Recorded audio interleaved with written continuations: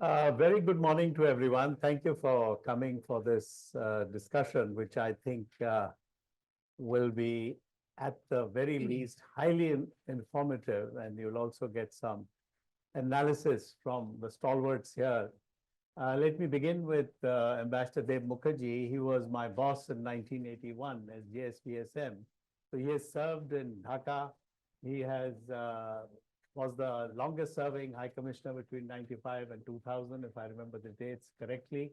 And he was a hard taskmaster, but also a gentle one. So that generation, as was being observed by Ambassador Menon, they had this ability to take a lot of difficulty in their stride and not speak about it too much after they retire. Then after Dev Mukherjee, you see, the three of them have been my bosses. Was Shyam Saran in 2005. He was my boss.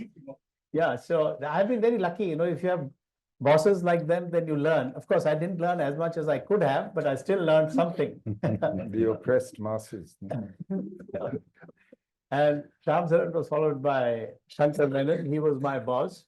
Then he sent me off to Brussels. I don't know why, but he sent me off as ambassador to the European Union. I'll stop there about my background, and let's focus on what we are going to discuss today. We all know that we are at a very delicate stage of Bangladesh's internal politics, its economy, and also its relationship with its largest immediate neighbor, given how long I've got CSEP to leave a fact sheet on each chair, so you can flip both sides and see for yourself the numbers. I'll just draw your attention to one or two numbers. For instance, you don't normally look at this. The numerical strength of the Bangladesh army vis-a-vis the Pakistani army, while it's much smaller, but it's not inconsequential. And as somebody said on television the other day, you require 3 times the number to be able to overcome an opposing enemy army. So they're not inconsequential in terms of the strength of their army. Total area, of course, is much, much less than Pakistan.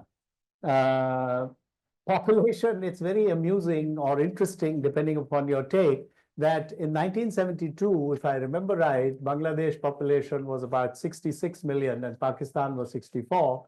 And now look at the numbers today. Bangladesh is at 169, while Pakistan is at 252. So I don't know what water the people in Pakistan are drinking, but it obviously leads to high rates of population growth. I'll now turn to this map. The blue line, that is the passenger train routes between India and Bangladesh.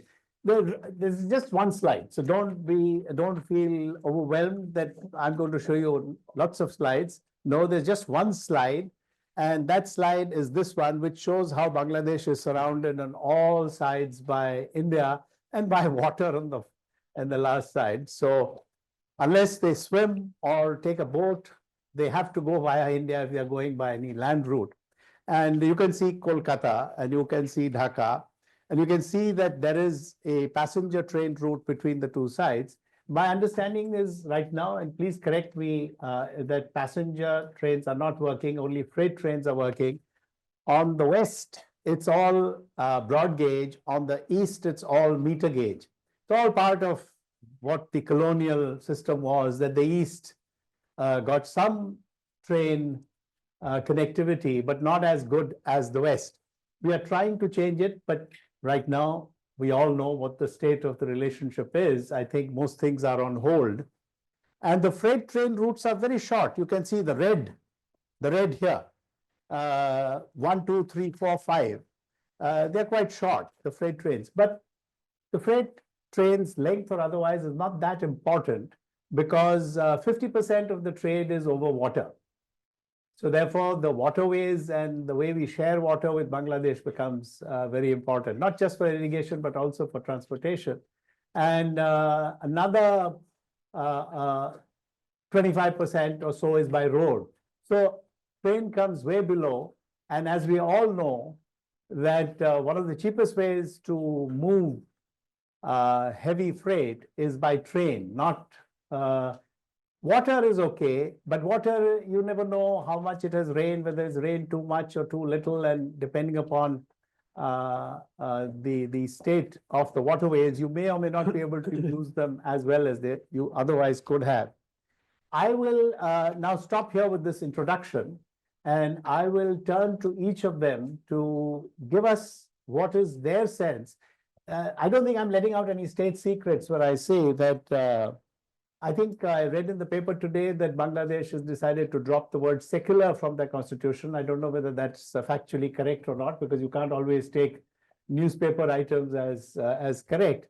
But we all know that the situation is somewhat difficult in terms of India-Bangladesh relations post Sheikh Hasina coming to India. I don't know whether she's still at the Hindon Air Base or whether she's somewhere in what is known as Lutyens, Delhi, and whether she's taking walks in Lodi Garden as per the media. But be that as it may, the fact that she's here, everybody accepts as true. And I will begin by asking our senior most colleague here, Ambassador Dev Mukherjee, is it wise for her, and is it embarrassing for India that she has made some statements which would not be favored by the current Bangladeshi government? She has said some things about Bangladesh and so on. Now, is this a wise move on her part? And is it something that India would feel comfortable about? I don't think India can feel comfortable with this. Sheikh Hasina is our honored guest, and like many others, I believe that for the variety of reasons, there will be no question of India sending her back to Dhaka against her will, unless she wishes to go back. But having said that, I think it is frankly not very fair on her part to make some of the statements she has made in terms of its likely effect on India-Bangladesh relations. But this is a judgment which I suppose we have to really leave to her good judgment, not to go publicly, make publicly political statements. So what exactly would you advise government of India at this stage, given that this statement has been, should we exposed gently, not chide, but suggest to her that this is making life difficult for the Indian government in terms of its relationship with the current Bangladeshi government? Yes, I think we should. I think I agree with you. We should, because this is not the best way of treating your host, frankly. Thank you. Ambassador Shyam Saran, now I'm going by the order of seniority. Whoever was my boss earlier and also in the service, not any other order in terms of expertise and so on. Although all three of them, of course, have fantastic expertise. Ambassador Shyam Saran, now there have been rumors, and sometimes more than new rumors, that the US government was in some way involved in getting Sheikh Hasina. Of course, she did a lot herself by rigging the last elections and the way they handled the student riots, and several, if not hundreds, of students got killed and so on. But there are persistent items, both in the media and elsewhere, that the US government is somehow involved with the overthrow of the Hasina government. How much credence do you give to that kind of suggestion? And of course, none of us have access to classified material, but I'm asking you in terms of your judgment.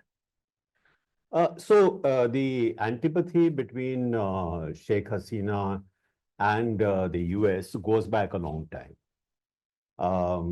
I think Sheikh Hasina has all along been convinced that the assassination of her father and the coup that took place led to a number of her family members being eliminated. This was actually a US-led, sort of subversion attempt. She has always been convinced that it is the US which is responsible. In 2005, when we were negotiating the nuclear deal with the US, I had gone to Dhaka on an official visit, and she was, I think, leader of opposition, or she was a Parliament League leader. She was not in power, but I did go and call on her.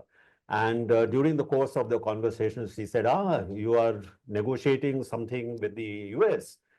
Be very, very careful. They are the people who got my father assassinated.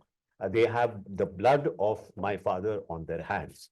And you should be very careful of people like that. So right since then, whenever she has been in power, she has always kept the US at arm's length. And for a superpower to be kept at arm's length is not acceptable. So I think even though they may not have been responsible for what happened in the movement, for example, I do not think that movement was a conspiracy by the United States. But I do think that when it did happen, certainly I think the US took advantage of that and saw this as an opportunity to try and teach Sheikh Hasina a lesson. So this particular background is important. Maybe the US was not responsible, but the US certainly was quite happy to see her go. Not because of human rights violations, not because 200 students were killed. There are many more people who have been killed in other parts of the world, which does not seem to bother the US very Including much. Gaza, of course. Ambassador Menon, now, Bangladesh was seen as a basket case in terms of its economy. Oh, what will but today, I'm just looking at the numbers here. GDP in purchasing power parity terms for Bangladesh is 1.57 trillion and Pakistan is 1.49. And I already mentioned the numbers of the population. So population in Pakistan far exceeds that of Bangladesh. So in per capita terms, Pakistan is a basket case, not the other way as was thought of in 1970-71. Given the current fraught state of India-Bangladesh relations, given the domestic politics, now what is it that we have done and we could do in the future in terms of taking advantage of the fact that we surround Bangladesh on all sides? We have rivers which flow into Bangladesh. I'll get into the whole issue of river waters later on, but how do you see this going forward? I know this is going to be all speculation, because you've been also, I think, when it was a question of sharing of Tista waters, I think you were involved with it in going and talking to the chief minister of, at that time called West Bengal, now called Bengal. But let's forget that. That also has a lot to do with the relationship between the two countries. How do we see going forward on an economic aspects of the relationship in broad terms? I'm not asking for any numbers as such. In broad terms, how do we take this relationship forward given the situation that we have right now? Because sometimes the economics kind of prevails over the politics. As more and more people see some advantage for them, some of that antipathy, whether it's on grounds of religion or culture or whatever, doesn't melt away, but at least gets sidelined to some extent. Well, I think if you look at what we've done over the last, say, decade and a half, a little more, last 2 decades, what we've been trying to do is to actually work on mutual economic interests by building the road, rail, other links, allowing market access, by starting inland water transport links across. I mean, there's a whole host of projects that have been done, whether it is the supply of power, both from the west and from the east into Bangladesh, also trying at one stage to get in fact, permitting the Bangladeshis to invest in power production in India, dedicated to Bangladesh. So they had a sense of ownership and a stake in this relationship. None of this is party political. I mean, this doesn't benefit one party or the other. Yes, the ruling party will always claim the credit on both sides for any improvement in relations. But basically, this this was to the benefit of both the Bangladeshi people and our side as well. And it's not that we didn't do well out of it. So I wouldn't say this was taking advantage of the fact that we're around. I would put it the other way around, that you used economic complementarity and mutual interest to build a relationship. But, and I think you were fairly successful for two reasons. One is because what you were doing was not party political.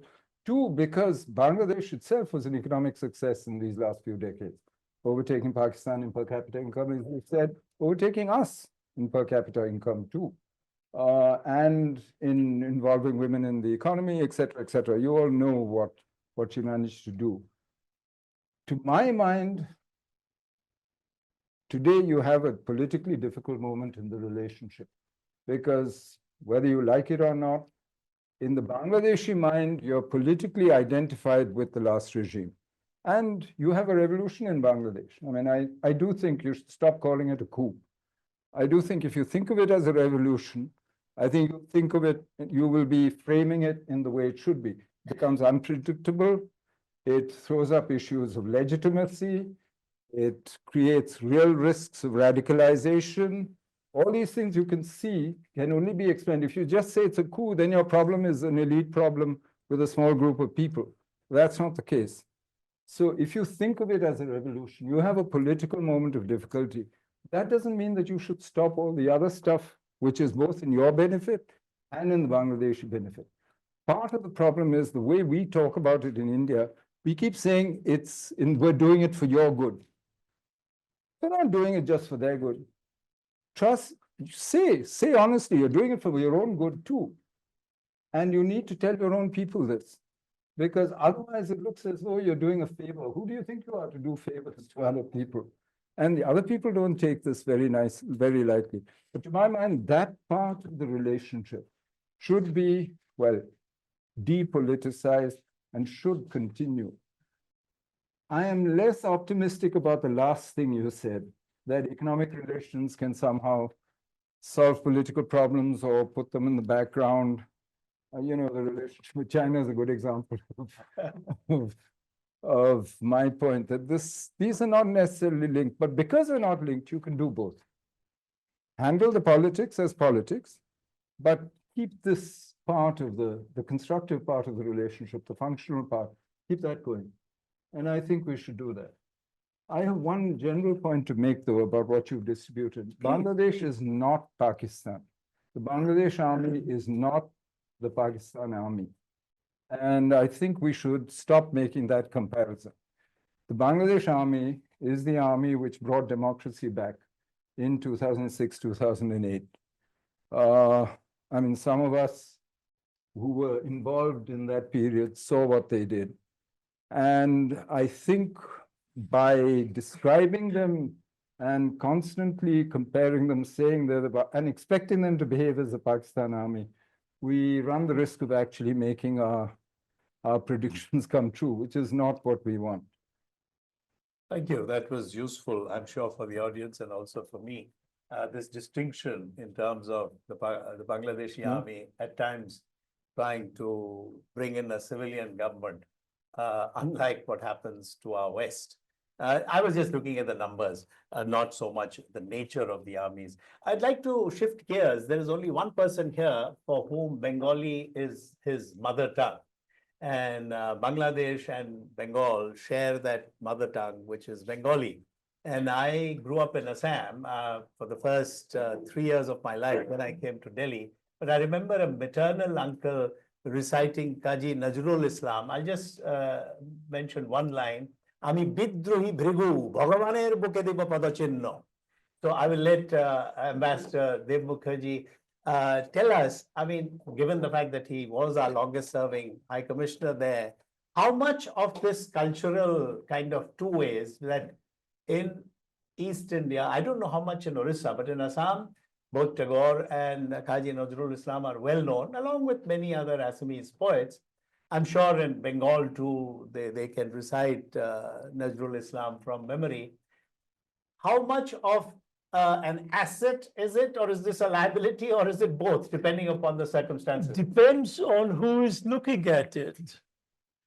I saw a post-edit in the Inqilab of Dhaka on the occasion of Bijoy Dibosh, the Victory Day, where they it pegs the article on candles being shown in the memory of some shaheeds, and makes the point that only a Muslim can be a shaheed, number one, because of technical reasons.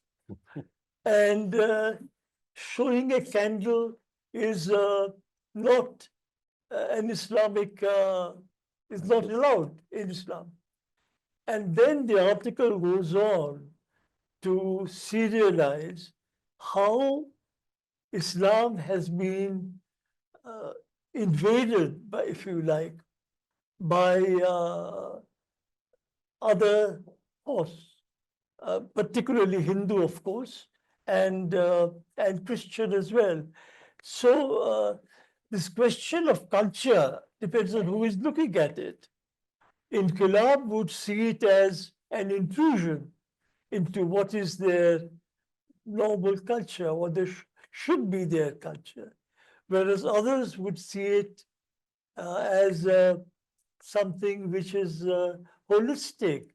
It's a part of their life, and they don't see any difference in the cultures on the two sides of Bengal. So culture is very important, Jaimini. It's all right. Thank you. I mean, you see, I mean, you had the language movement in Bangladesh, which was really the forerunner of all that happened subsequently. Now, the peg on which this subsequent events took place was Tagore. To the extent that Mulayim Khan, who was governor of East Pakistan for a while, he asked his shagirds that why on earth can't you chaps write some Tagore poetry? So,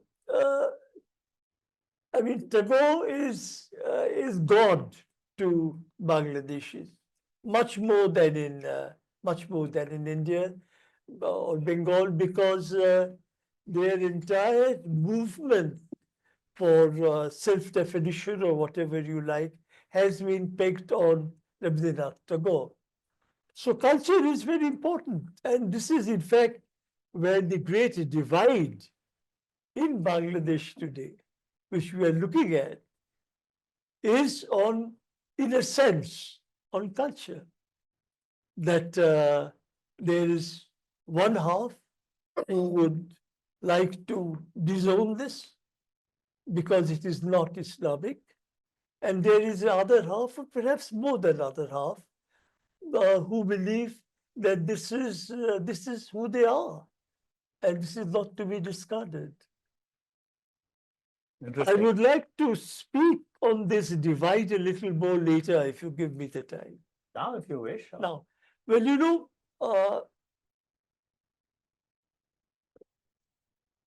right now, Shankar mentioned revolution, and I agree with him. But having said that, I mean, there is a problem now. The problem is that the expectation that this revolution would discard Sheikh Hasina and would have a new system of governance or whatever, which would not permit any autocracy to take hold again. I'm afraid several of my friends who were of this mind are today very strongly disillusioned. This has to be said. They're disillusioned because it is not the revolution that is happening, but a takeover. Let me explain that a Yeah, I little didn't more, understand. going into the background. You see, when I was in Bangladesh in my first stint in the mid-70s, General Zia had just taken over and Mujib had been killed a little earlier. And in April 77, by the fiat of the military, the constitution was changed, secularism went out, Bismillah ar-Rahman ar-Rahim was introduced and so on. Now that's all right, but then Zia established a government where his basic support base, you see, he couldn't get the Awami League to back him because there was always a suspicion, as Lifshultz and others have suggested, that he was involved in the murder. Now, so he gathered leftists who Mujib had decimated, thereby making it easier for the right to arise. And he got, of course, former Muslim leaguers and so on to join him, to give him. And then he had legitimacy because he was a freedom fighter, that he was sector commander, in fact. Now, I was upset at what Zia was doing, and my reports at the time would have said so. But looking back, I think Zia was wise because there are two distinct streams in Bangladesh that have never been reconciled. Under Zia, it was called the spirit of 47 versus the spirit of 71. That dichotomy continues. And a lot of people had hoped that the spirit of 71 would prevail permanently. That has not happened. And today, the spirit of 47 is certainly striking back. That is the issue today. And in fact, one of the major student leaders, just about 10 days ago, he attended a Jamaat rally in Dhaka, and he admitted publicly and clearly that Jamaat cadres, the Shibir, they were helped them in their movement against the government, that they advised them and they guided them. So what is happening today, what people are worried about, is a takeover by the spirit of 47, a complete takeover by the spirit of 47. Now, we have to see how this unfolds because it is still very open and nobody really knows where this is going. The other thing I need to mention here, that if you look at Indo-Bangladesh relations, which is the main topic today, from 1971 onwards,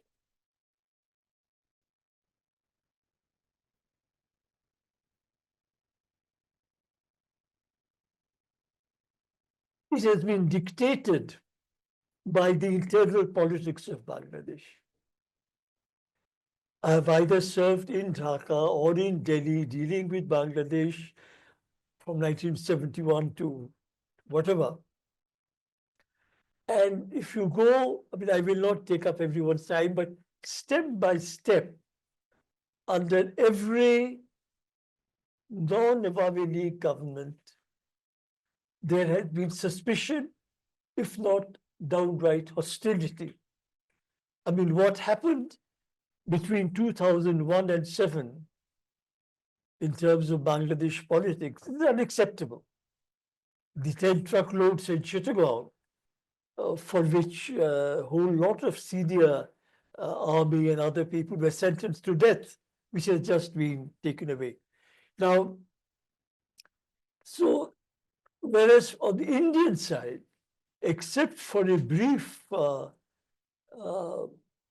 problem between Indira Gandhi and Ziaur Rahman, and subsequently indifference on the part of Narasimha Rao, which is when I went to Dhaka as High Commissioner. All the others have had very positive attitude to Bangladesh. Forget what's happening about termites, our internal politics. But this is not reciprocated. And our relations have gone up and down. Our cooperation has gone up and down depending on who is in government in Bangladesh, not on who is in government in India. Thank you. Thank you. I'd like to turn to Ambassador Shyam Saran.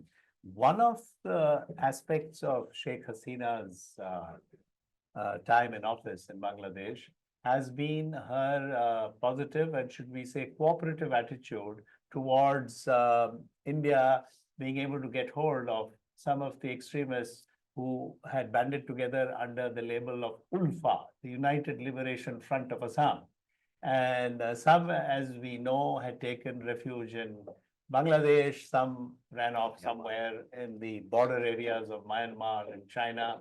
So I think at least one, if not two, were sent back to India and are perhaps serving long sentences. I'm not clear if they're still alive or not. Now, going forward, taking what Ambassador Dev Mukherjee mentioned, the spirit of 47 and the spirit of 71, we obviously favor the spirit of 71 compared to the partition spirit of 47.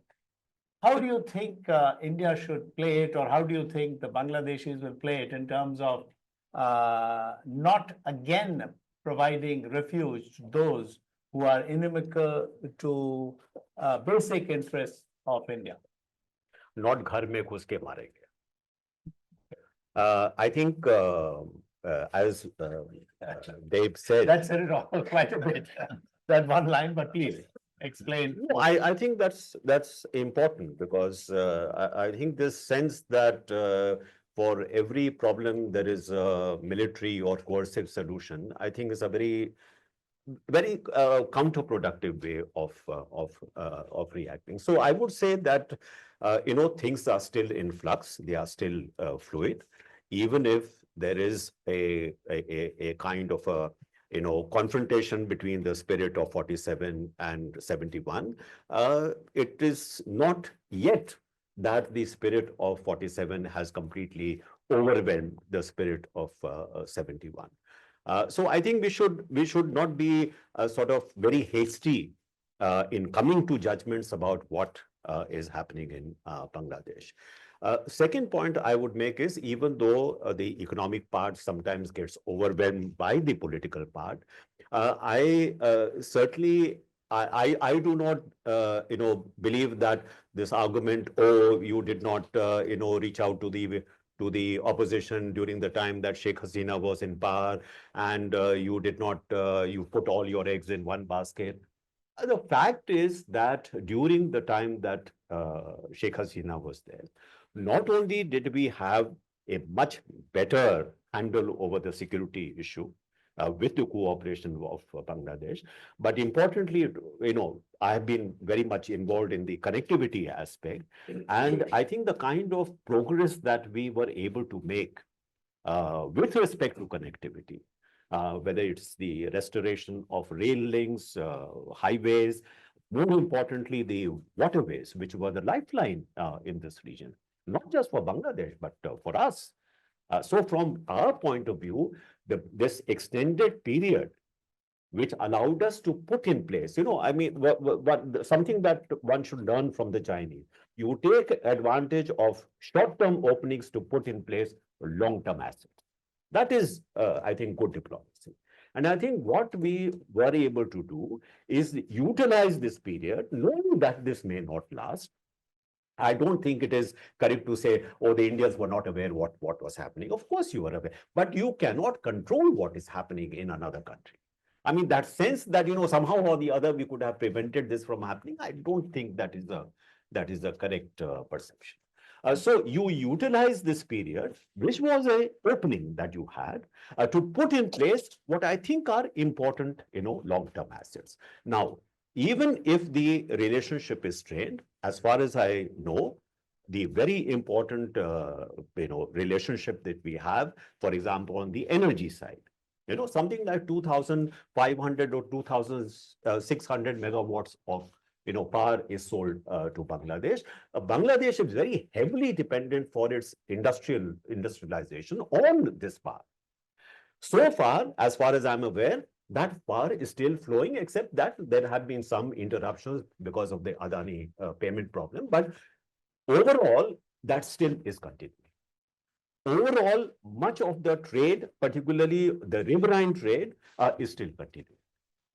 Yes, the railway links have been interrupted, but the trade across the borders is still taking place. Although I would admit that there are some blockages. So the fact is that in some way, I compared this to the situation we faced with the Maldives.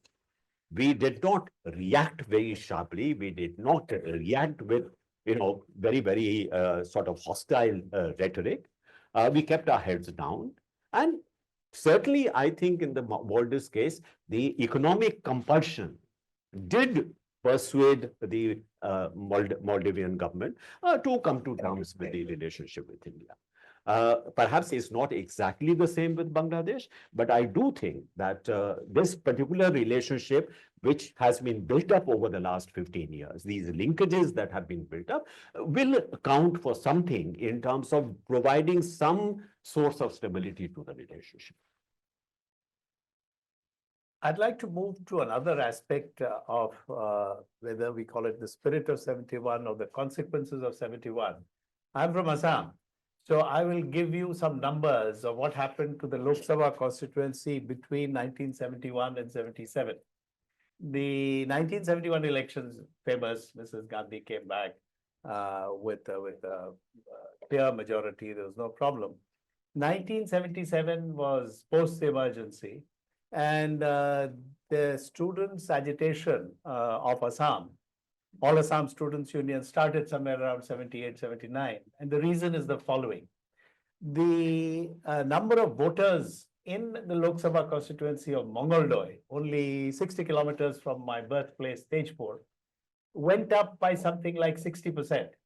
So there's no way that the electorate can go up by 60%. So for some reason, in the low-lying areas of Mongoldoy, next to the river, there is only, there are many, many rivers, but the Brahmaputra is not far from Mongoldoy. The low-lying areas, Assam has been relatively less populated in terms of number of people per square kilometer compared to the rest of the country. So they found access easy, and they came in. And of course, post-71, there was also the feeling that at least the, within inverted commas, Hindu refugees should be allowed to come. But the people of Assam have a problem with refugees from Bangladesh, irrespective of religion, because of the language issue. They feel they'll get swamped by Bengali. Of course, they all love Nazirul Islam and Rabindranath Tagore, despite that. But given the fact that it all got resolved in 1985, well, to some extent resolved in 1985 with Rajiv Gandhi's accord with the Students' Union and so on. Now, are we anticipating, given what is going on, that there might be large, by large I mean in millions, not a few thousands or whatever, movement of people out of Bangladesh back again, either into Assam or into Bengal? And if so, how do we deal with it? We don't have a crystal ball. I don't know. But how do you view, Ambassador Menon, this whole issue of, because it becomes very emotive in Assam. And as you know that they were against the movement of giving Indian citizenship to people of 3 or was it 4 religious denominations, but not Muslims. But the people of Assam agitated against it, and it's not reported that much in Delhi newspapers. About 15 students died in Guwahati protesting against that piece of legislation. So to some extent, the politics of Assam and by and large of Northeast, as you get into the hills, becomes difficult to get there, and plus, it's not easy to make a living. It's only in the low-lying areas next to Brahmaputra that they can make a living. How do we, how do you anticipate this will unfold? And without, of course, having a crystal ball, and how do we address this? And how did we address it in the past? Did we address it well? And could we have addressed it better? I know these are ticklish issues for which are not strictly foreign policy, but they have an impact on foreign policy too. Your relationship with Bangladesh will to some extent be determined by whether droves of refugees come across the border, either to the west or to the east. Well, I haven't seen anything suggesting that since August there's been some huge influx of people pushing at the border or crossing the border. I don't know, but the politics that you describe guarantees that the threat of this movement will be used both in Bangladesh and in India. On the Assamese side, certainly. If you come close to an election, infiltration, infiltrators, all this is going to become a big issue all over again. But that's the political use of the issue. And that, I think, our domestic politics on both sides of the border is going to guarantee. But whether there is actually a movement and so on, frankly, I'm in no position to know. And I've seen nothing suggesting that that's happened. Whether it will happen, I suppose, depends on what happens in Bangladesh and how safe or unsafe people feel within Bangladesh and what kind of attractiveness there is on our side for receptiveness for people like that. So I'm not sure. I think as a political issue, it's there and there's no avoiding it. There's the practical consequences of it. I mean, as a humanitarian issue, Government of India knows how to deal with it. Government of Assam also knows how to deal with it. And we've dealt with it fairly successfully by a subcontinental standard, which are admittedly low, but we have dealt with it fairly successfully in the past. I'm not sure. As I said, the reason I frame it as a revolution is because it's unpredictable. You don't know what's going to happen tomorrow in Bangladesh. I mean, you could have, as he said, a return to the spirit of 1947. You could have, and this struggle is going to be whether it leads to strongman rule, whether it leads to, what it actually leads to a dispersion of power, collapse of state authority. We have no idea where this is going. And I don't think we should make bets on this either. That's why I frame it that way, rather than. At the moment, it's right now it's in the air. And I must say that I am a bit relieved by the recommendations of the commissions, the yes, Committee on the Constitution. on the Constitution. It's not bad. Because there has been a parallel strong movement to scrap the Constitution. Now that can still lead to all kinds of consequences if you scrap the Constitution. But this is much better. This is much better because this is suggesting term limits, is suggesting various steps to actually, and could bring it back in line. Unlike Sri Lanka, this is not a constitutional process, right? This is not like the Aragalya in Sri Lanka. This is not where elected representatives are running and doing the business. So, I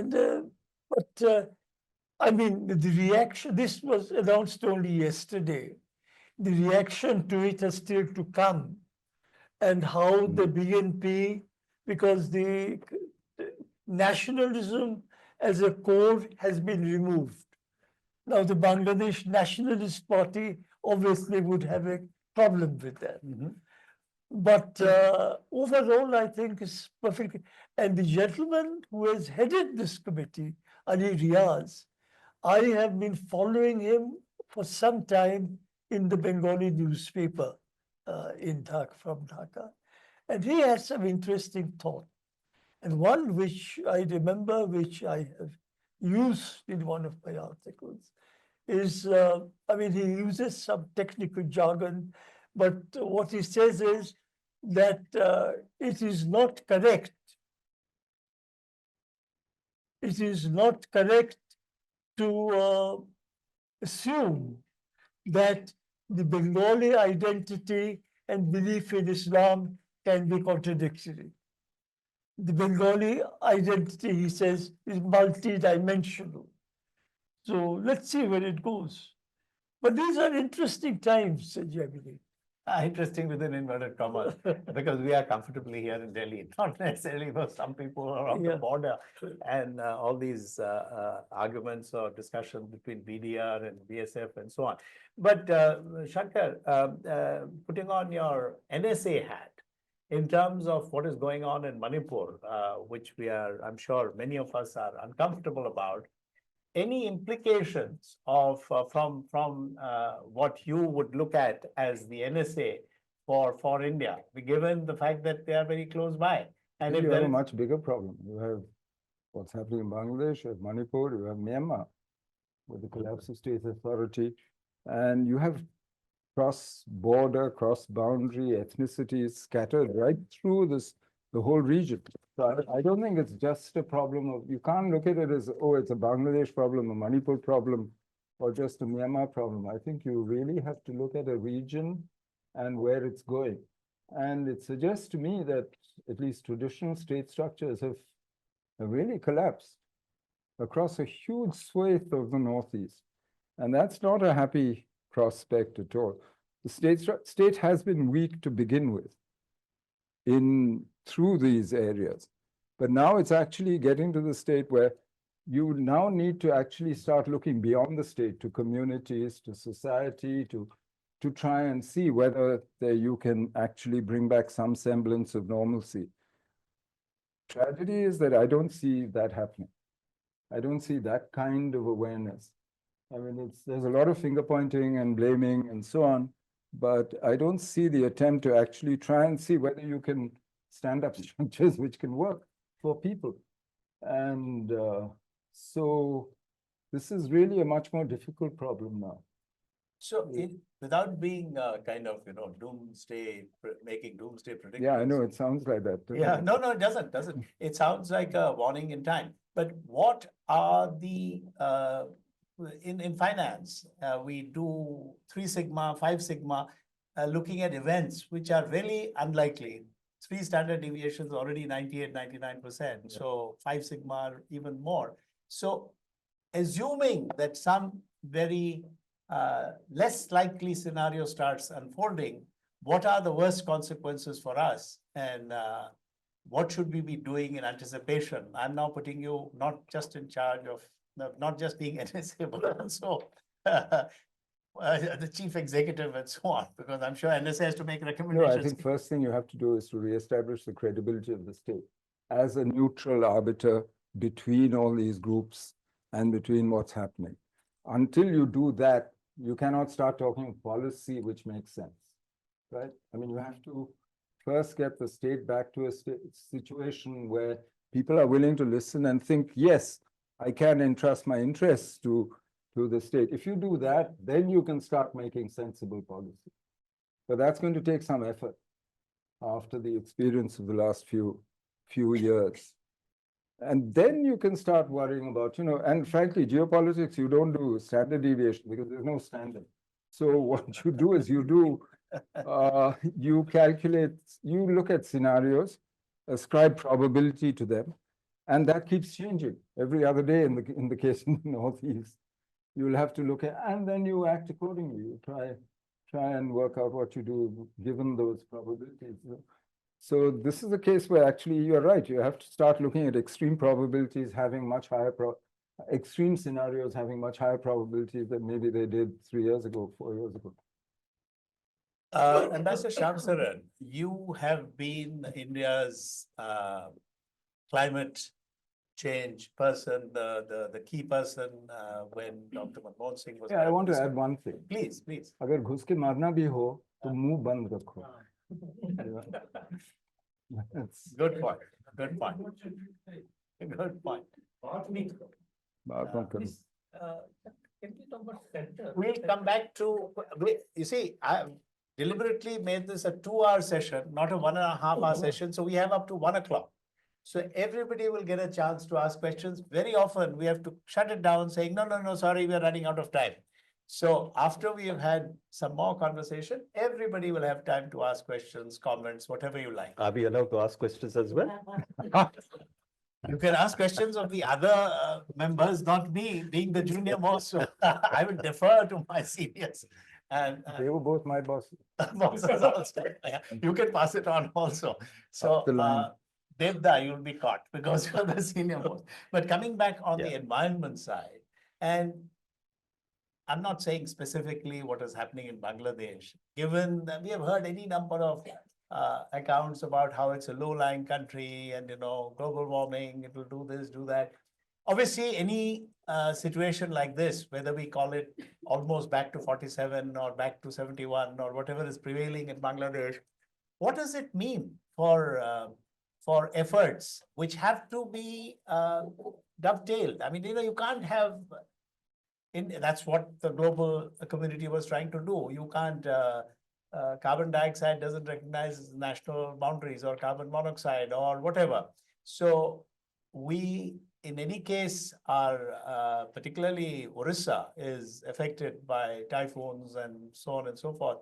Now, what is it that we were doing with Bangladesh, if we are doing anything on the more dire aspects of climate change, and how is that going to be affected? It has to be guesswork because you're not with government anymore, but whatever you sense from the past going forward. We have not been doing much at all with any of our neighbors on the environmental or climate front. And as you said, the nature of the challenges are such that even the most powerful country in the region, which is India, cannot deal with these problems by itself. So if you're looking at, for example, melting of the glaciers or glacial lake outbursts, which is becoming more and more frequent, affecting many of our projects in the mountains. None of these can be dealt with unless you have all the states who border the Himalayas, and including China, to actually work together. First of all, we do not even understand what is the scale and the nature of the problem which we are facing. So you are actually running blind in dealing with this. The other aspect is that, one of the good things about the Northeast is that it is one of the most biodiverse regions, not only of the subcontinent, but of the world. You have some of the vast expanses of virgin forests. So if you're looking at a green sink, perhaps the largest part of the green sink is here. Now, what is happening today? And Manipur, I will come to, because this is part of the problem. What has been happening is that in a place like Arunachal, which is really has one of the most dense forest covers in our country, forests are being cut and being planted with oil palm. There are oil palm plantations which are coming up in large tracts of forest land, not just in Arunachal Pradesh, but in some of the other northeastern states as well. And they are being passed off as forests. So if you look at the figures, it will appear as if there is no change in the land use. But there is a massive change which is going on. And we have seen from the experience of countries like Indonesia or Malaysia that this is ecologically very damaging. So you are, Northeast is being looked at by many, profit-making entities as the next frontier. And a next frontier which is not so much visible, so you can get away with a lot of things. How many people know that the forests are being actually cut and being planted with oil palms? I didn't know. Where does Manipur fit in? One of the reasons why there has been this kind of clash is, as you know, the Meiteis are in the valley areas. You have the hillsides, which are with the Kukis or the Nagas. There is a very acquisitive eye being put on the hillsides. Why? Because those hillsides can be used again for oil palm plantation. Now, if you can't get cookies out of the way and you don't get the tribals out of the way, how do you do? So this change in law that, if you can buy land here, they should be allowed to buy land there. This has a deeper, I don't want to call it conspiracy, but there is another motivation for that. So this has got mixed up with the social, ethnic, and political, confrontation that you see. So climate change, ecology is very much part and parcel of the kind of ferment which you are seeing, political ferment, but also the social ferment which you are seeing. And not much attention is being paid on that. Now, if you look at Bangladesh, what cooperation did we have with Bangladesh? The only one area where we had good cooperation was on the mangroves. And actually the Sundarbans, Bangladesh did a better job of conserving the Sundarbans than the Indian side. Yet, the issue is, if you look at the river runoff, the huge number of rivers, I mean, there's massive delta area. Today, the Bay of Bengal is a marine dead zone. No life survives in that dead zone. No marine life, no marine vegetation. What's the reason for that? Runoff, chemical fertilizers, pesticides, pollutants, everything, coming into the sea, and everything over a period of time, everything is dead.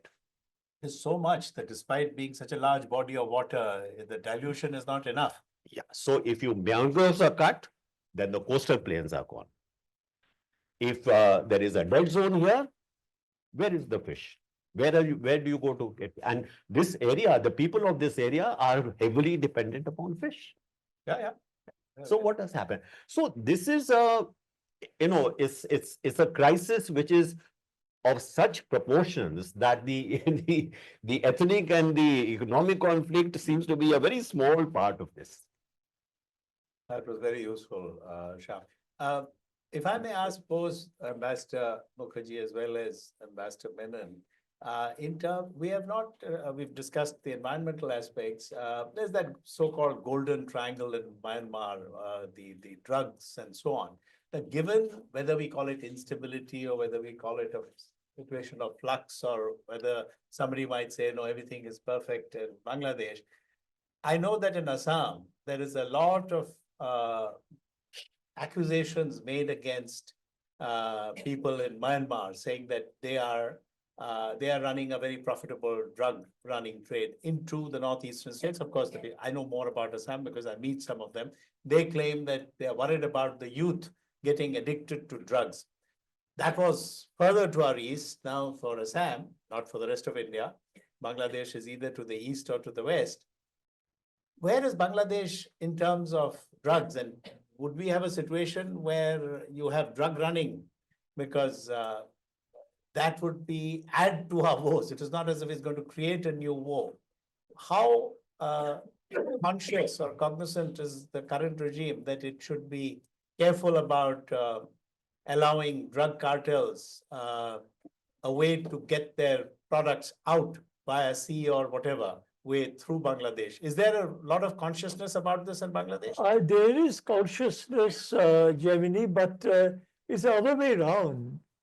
It is what comes in from India. Okay. And this is, these fentanyl.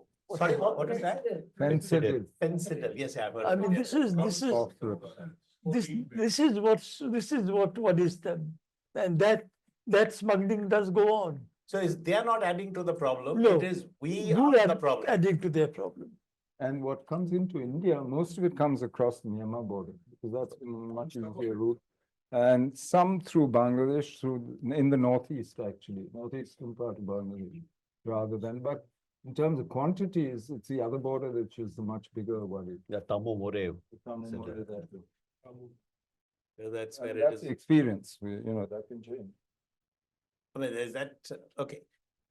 So Bangladesh is not an issue as far as our drug worries are concerned. It's an issue, but it's not the kind of issue that, you know, Yeah, that we need to be we have enough issues, I think. without having to worry about that. I'd like each of you to give your comments on how you see this situation evolving, and then we'll throw it open to the House to ask questions.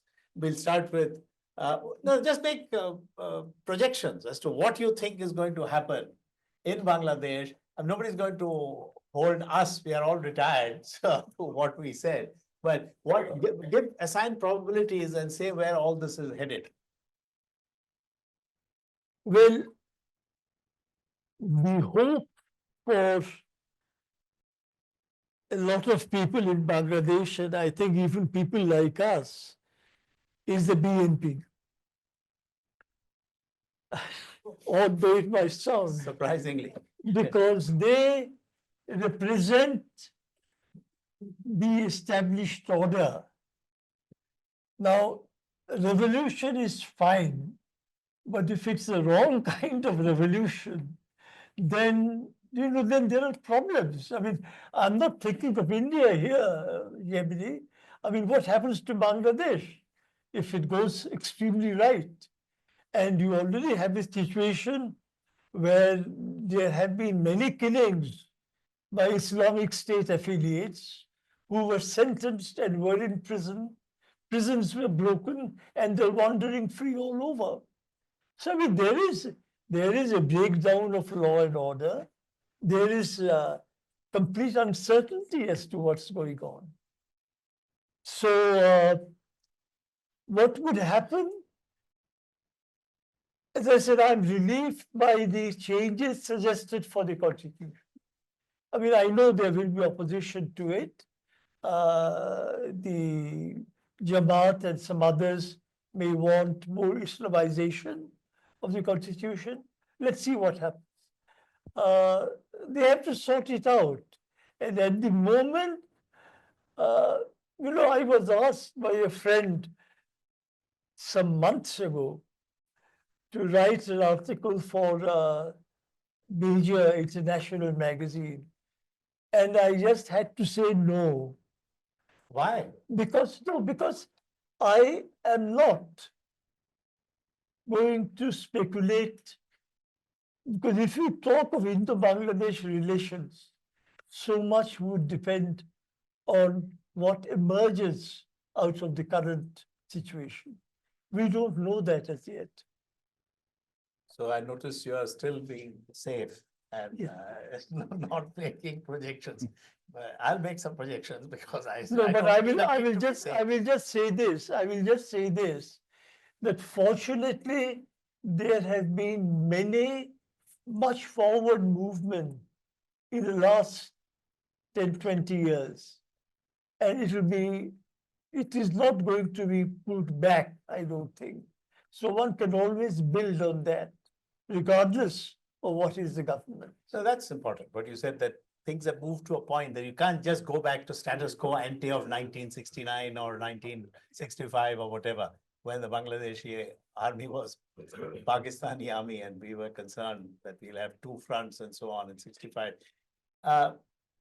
Shyam, what are your fears and hopes in this ongoing? Because it's difficult to say. Well, it's difficult to say, but I'm somewhat intrigued by the fact that very little has been said about the Bangladesh army, apart from saying that they have 10 divisions, because they have played a political role in the past. Oh, yes. So on and so forth. Not just... So far, the Bangladesh army, sensibly, I think, has kept a low profile, has not been interfering, has been, in fact, reassuring that it has no intention to play a political role. And that even the magistracy powers, I think they have been given.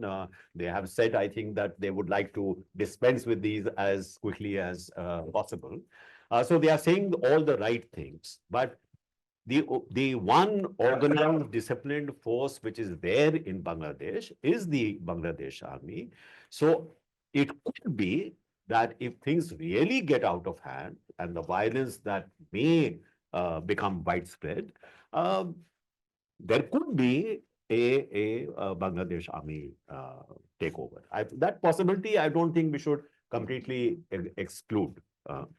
And what that would mean for India-Bangladesh relations, of course, remains to be seen. The one fact which is intriguing is that Sheikh Hasina would not have been able to get out of Bangladesh Without the army. without the complicity of at least of some powerful elements in the Bangladesh army. And what does that mean? I'm not very sure. But that is something that also one should, just a marker you should put somewhere. That this is something which we must take into account. The third aspect I would say is that, again, taking off from what Deb said, there seems to be some degree of convergence between the BNP and the Awami League in asking for early elections, and opposing constant, postponement of this, and plus the constitutional, issue that they mentioned. This may be a positive trend. That if in some way the two contending political parties, at least on some key issues of this kind, if they have a convergent approach, this might be a positive thing. So not to look only at the negative, but these are the possibilities I would think. Shankar, I wanted to ask you. I have a summary. Yeah, but is just short-term turbulence, but I think long-term, there's enough already in place and enough common interest that if you keep your head down now and survive the short-term turbulence, I don't think you need to scare yourself into doing silly things right now. But short-term, I mean, one reason for the army's passivity, relatively political passivity, is because there's a lot of talk of divisions within the army, between the 9th Division and those headed by the former head of the DGFI, and so on. And what he mentioned about that dichotomy in the soul probably applies to the army as well. Yes. And so, and that in effect actually makes the army, therefore, not quite the effective political instrument that the Pak army is.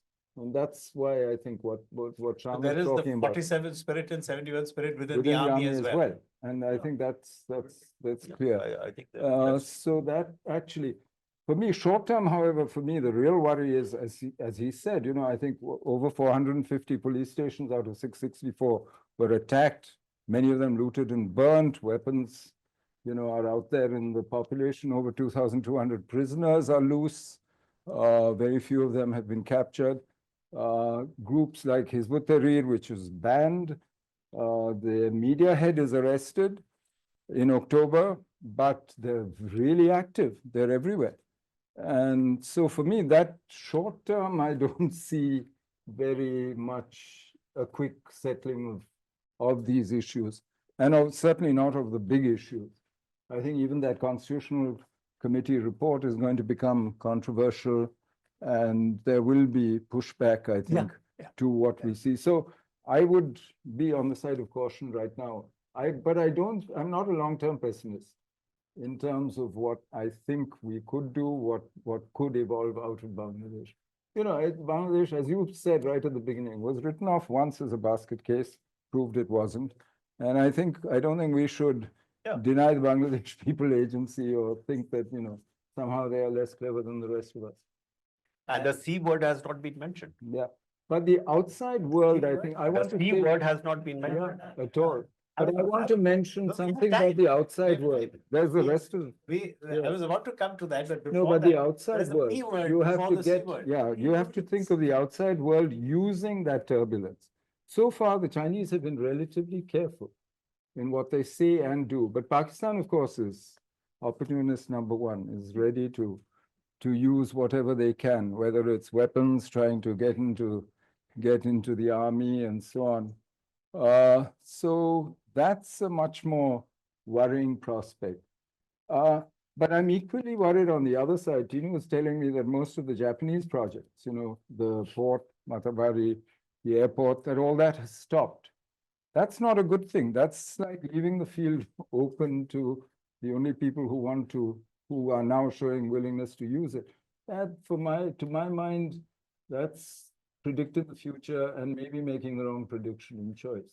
So I would say that stay engaged where you can, but with your head down. But where is Pakistan in all this? How many trips or how many Pakistan will visits? use what they can, but But you is must there any remember, significant I trend? think Pakistan takes too much of our mind space. I Okay. mean, we ascribe, we give Pakistan more power than it really has. And the danger is what influence it has in Bangladesh, what Bangladeshis choose to make of Okay. use Pakistan for. And I think that's where our real challenge is. Yeah, no, You're not going to I change want to- Pakistan. I want to put in something here. I think two decisions of this caretaker government, they have gone beyond their remit. One is virtually equating Mujib with Zia. That's right. That is something that a political government can do and undo, but this government cannot. And the other is opening up to Pakistan Yes. without anything from the Pakistani side. So these two, I think, are issues where they are answerable for going beyond their mandate, well beyond. So, Shyam, you referred to the C word, and so where is China and all this? They have, I mean, if you look at the numbers again, China's trade with Bangladesh far exceeds us. There in terms of foreign direct investment, it far exceeds us. So, what is your sense of which side will China prefer? Depends upon what opportunity is offered to them. But I think, as Shankar said, so far they have kept a very cautious kind of a posture with respect to Bangladesh. And I think they are conscious of the fact, precisely that fluidity which they see.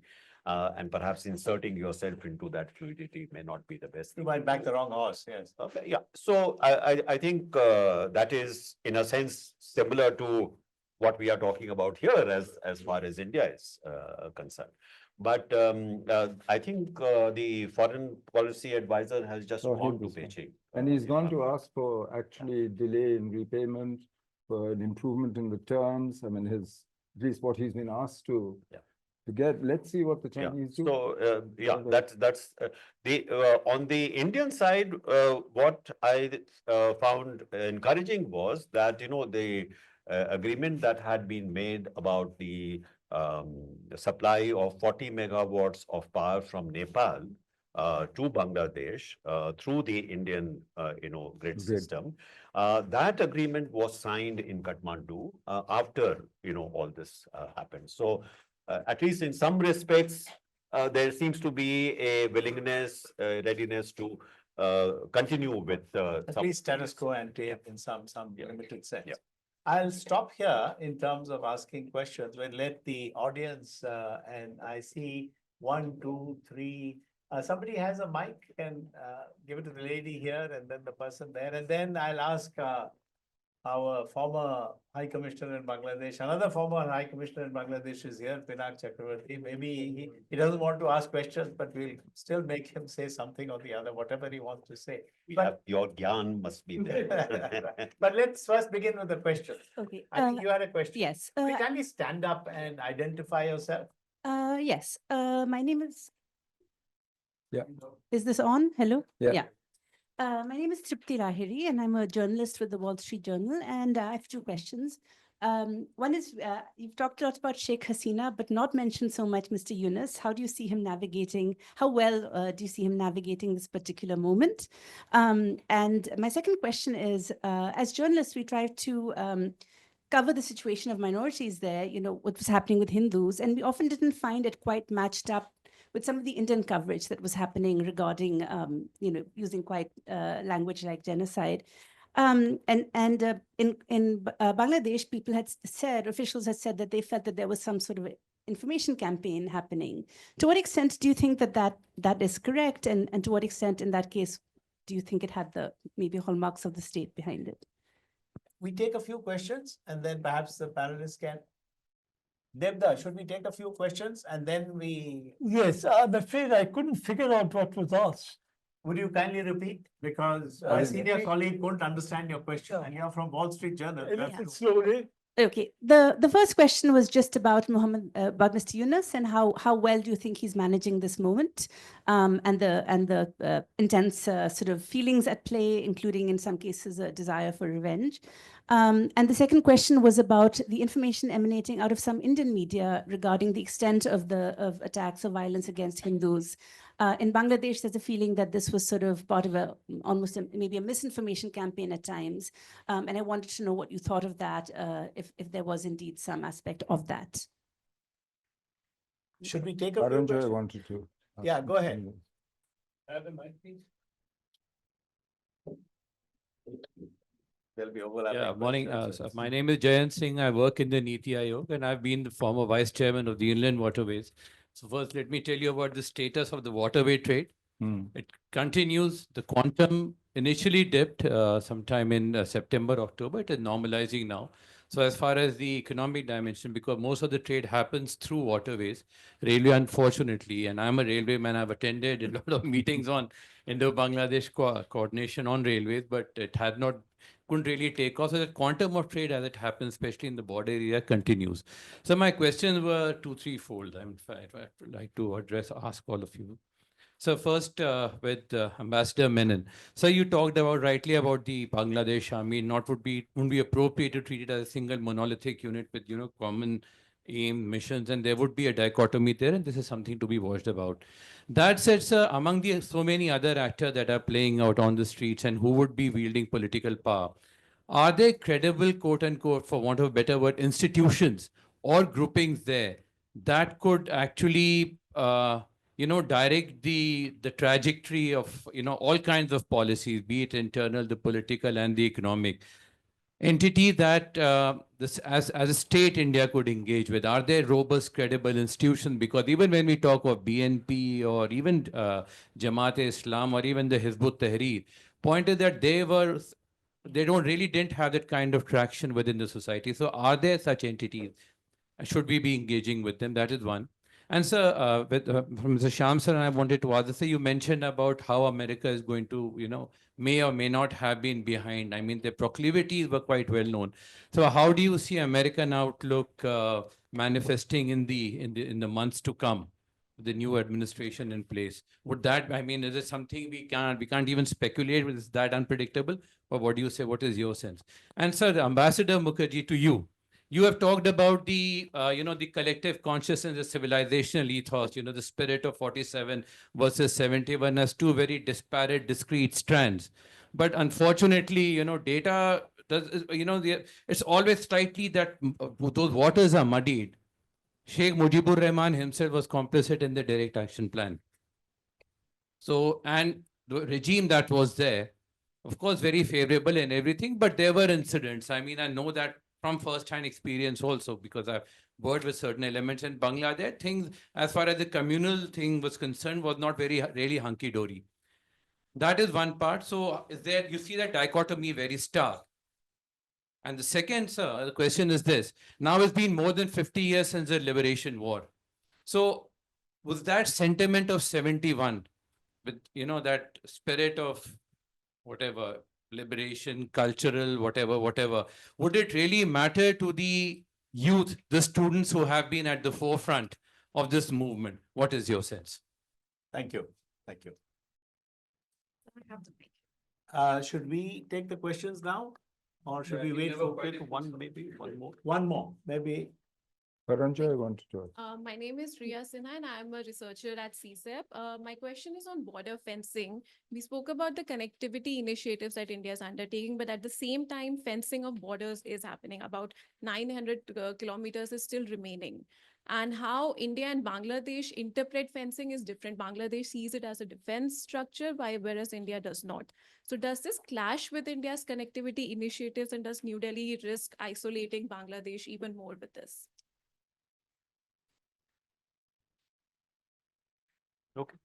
Yeah, please. I mean, You want to start? the three of you can take one or I'll one take question. what was directed at me. Please. I think it's an extremely important question. In fact, and this happens in this country also, there is a spirit and there is a reality. And the reality often doesn't match the spirit. Absolutely right. In fact, in his unfinished memoirs, unfinished, whatever, but memoirs, he doesn't call it memoirs, calls it something else. Rahman Sowan, who was very close to Mujib, Untranquil Recollections. He says, and he was very high up in economic matters after liberation. And he says that things with India could not move properly because of opposition from within the Awami League. And then he goes on further to say that Sheikh Mujib made only token interventions. So what I saw later, a couple of years later, under Zia in Bangladesh, was only doing something openly, which was happening earlier. As far as the minorities are concerned, it is a genuine problem. It has been there. And my advice to them in the earlier years also has been that they should not look to India, but they should have a body of their own. And the body which, there are several bodies now, but the one that the Oikko Porishad of the Hindus, Christians and Muslims and Buddhists seems to be having some effect. But it's a problem to which there is no easy answer. And Awami League's hands are not clean on this. But certainly, if you look at Sheikh Hasina's record in the last 15 years, the appointments to, let's say, the police, which is an indicator, has been very substantial of Menon. And when you go into, let's say, the secretariat, if you walk along, you see many Hindu names there. So that is, which is why they have a degree of confidence in the Awami League. I see Pinat shaking his head approvingly. The roles are reversed, but in terms of seniority. And so, would you like to add anything in On terms fencing, of I think. On fencing, I'm not sure that fencing is the answer to the issues that we have. Because all borders that we fence still remain porous in practice. So there's a practical problem with fencing, but it serves several interests. It makes the, border guarding agencies more comfortable. It also, politically, it has appeal to be able to say that we can do these things. But in terms of actually solving the problem of cross-border movement or stopping smuggling, all this kind of thing, I think the record is very, very mixed, to be polite. So, yes, we have different views. You've seen in the last few days the trouble that even though Bangladesh had agreed to some of the fencing, especially near the riverine sectors, which now they've gone back, they do have a different understanding. They always have. So, and that's something that normally is has to be sorted out locally between them. Let's see. That's not about the, are there credible institutions or individuals? There are certainly credible individuals that you can work. I mean, Tawhid, for instance, the Foreign Affairs Advisor, was my counterpart for 3 years as Foreign Secretary. And we worked fairly well together and in a difficult time. I mean, this was when actually the military took over and then elections were held and so on. But so there are individual institutions. I'm a bit nervous because as I see this This is not a legally sanctioned process that we're watching at work. And as I said, unlike Sri Lanka, where they stayed within the bounds of the constitution and what they were doing. That's not what we saw in Bangladesh at all, not what we're seeing today. So I'm a bit more nervous about that. What do we think of Mr. Yunus? Which Mr. Yunus? There's a Muhammad Yunus who heads Hizbut Tahrir as well. Who knows? These are individuals, they will follow their own interests. And predicting what individuals think or do or intend is the worst. Ask the intelligence people. I mean, it's the impossible job. So I don't know. On the minorities question, again, it's, I'm sure there are feelings on both sides. And there were complaints from the minorities even in the past. There are complaints now. We have no way of knowing. We're not measuring, we're not looking at the data. We have no way of telling you, yes, it's true, it's not true. But if you choose to report people's feelings, then I'm not sure what that helps, how that helps the situation on the ground. Or what all it does is inflame more emotion. And so I'd be very careful about that whole patch of ground. Shyam, you want to add anything?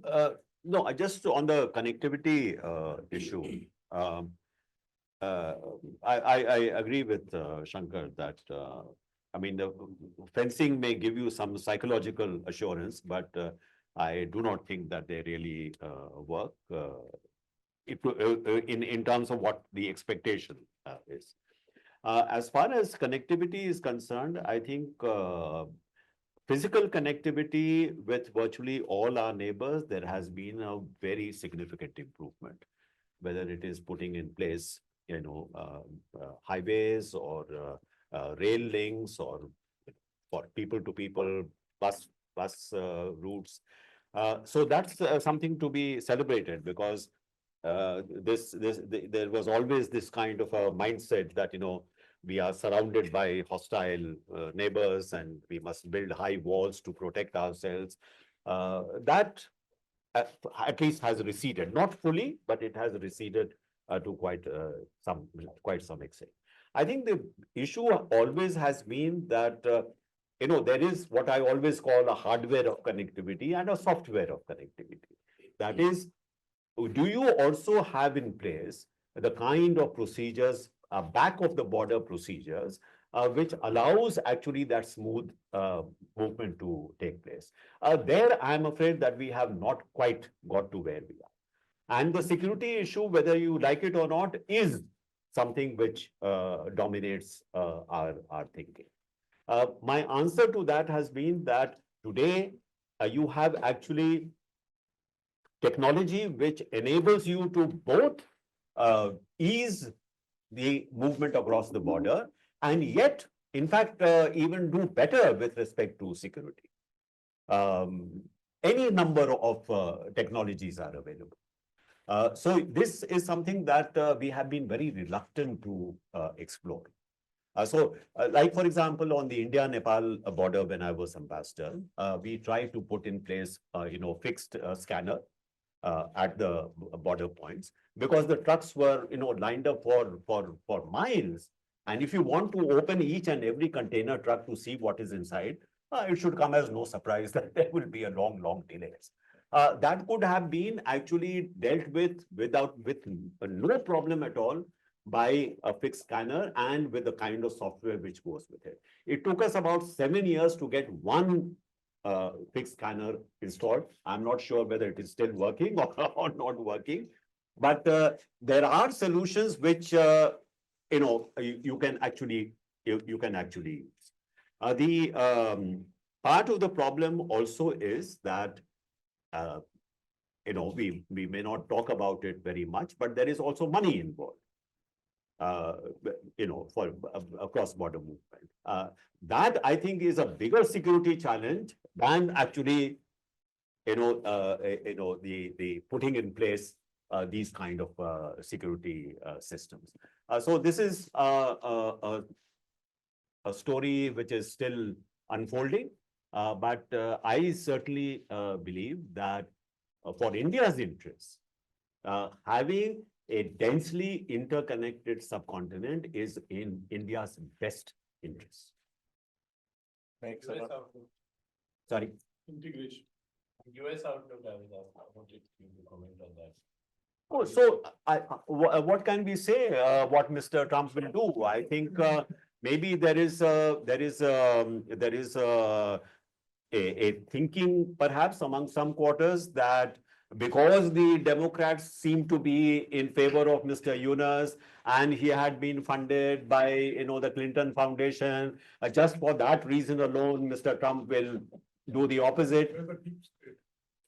Yeah, the deep state as well. There is no doubt that the involvement in the current revolution has been very much a State Department project.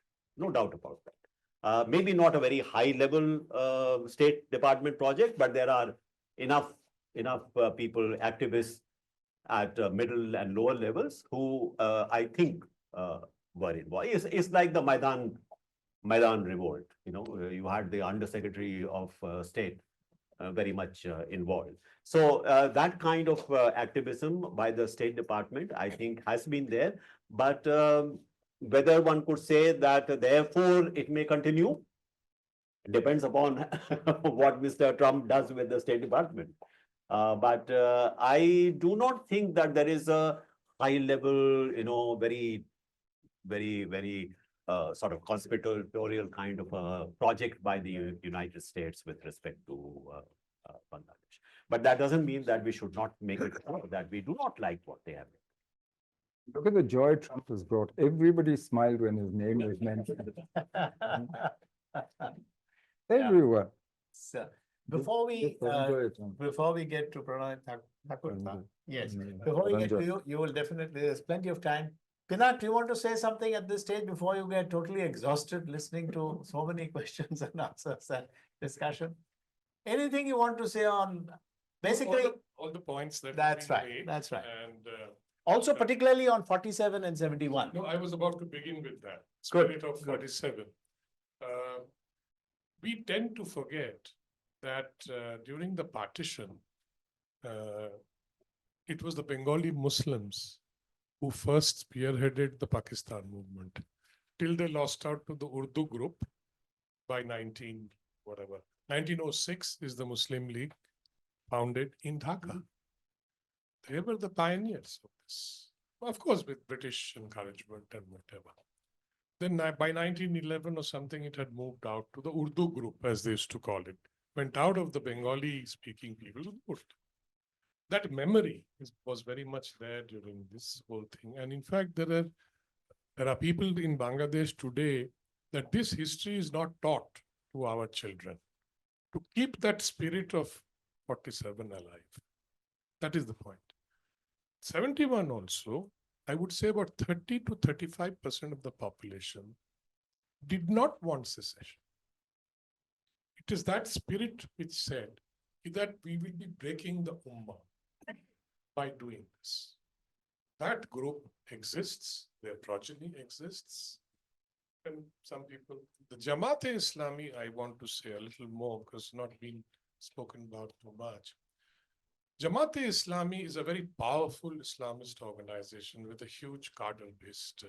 They are the ones who provided the stormtroopers for the agitation, later part of the agitation, the violence, etc. They also died in that process, many of them. The Jamaat-e-Islami today is busy capturing institutions.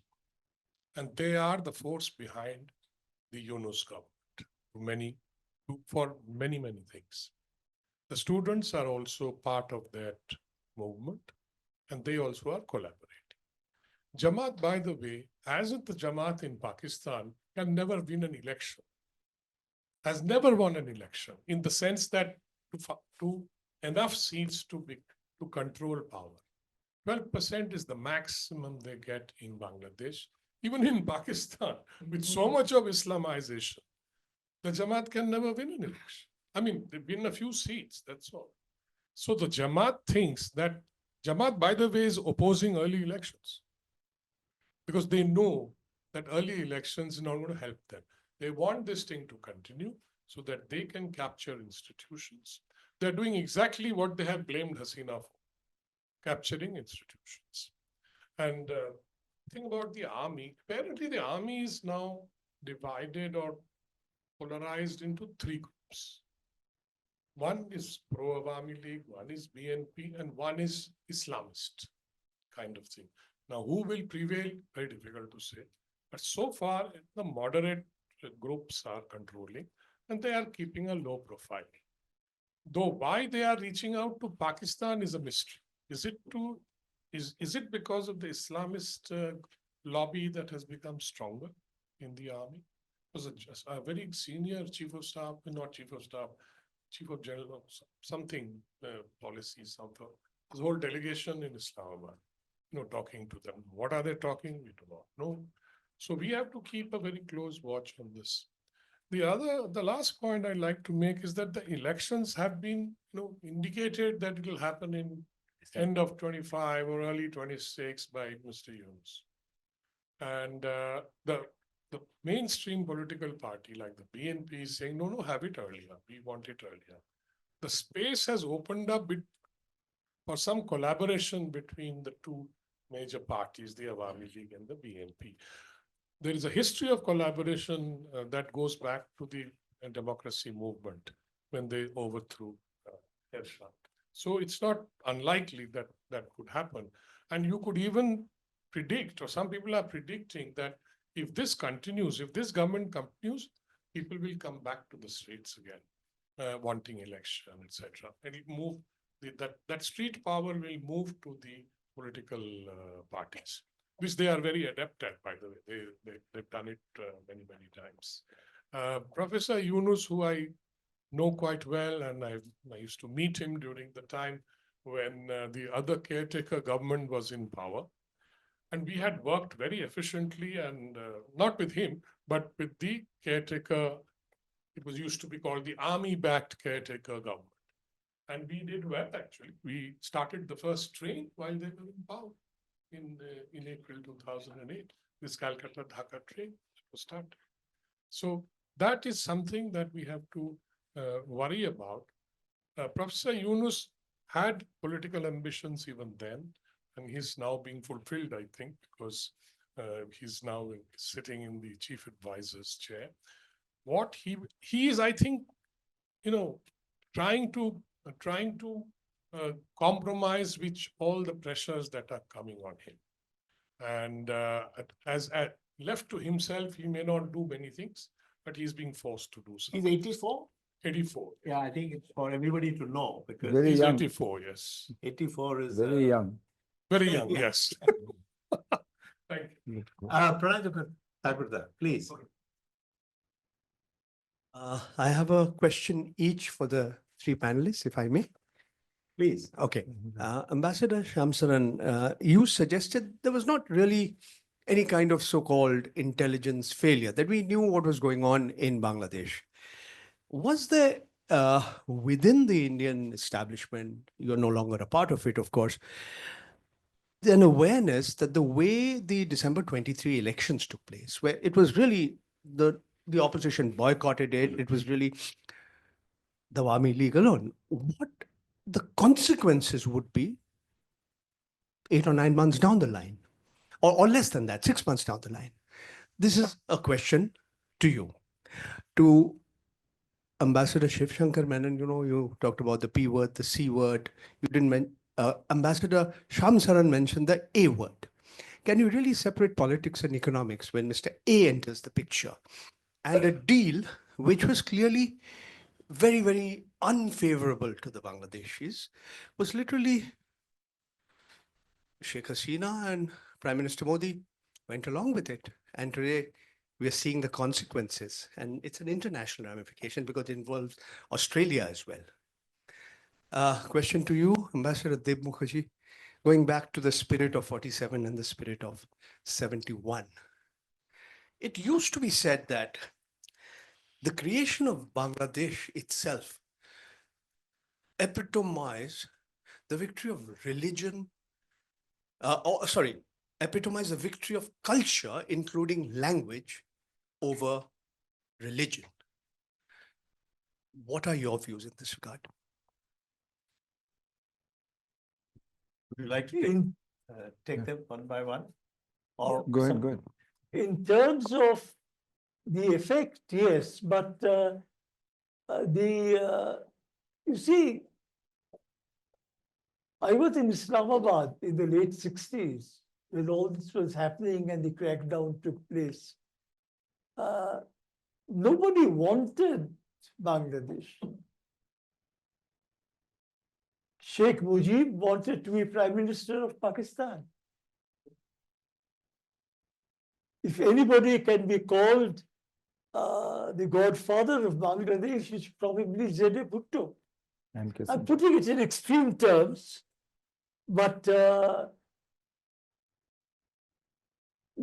issues were economic. The 6-point program was based on their economic demands. They were perhaps unrealistic, but the push came from Mr. Bhutto to Yahya, who said that a whiff of grape shot and the Bengalis will run away. They didn't. So culture was not the dominating reason. It was an element, but issues were economic. And the continuing taking away the wealth of East Pakistan.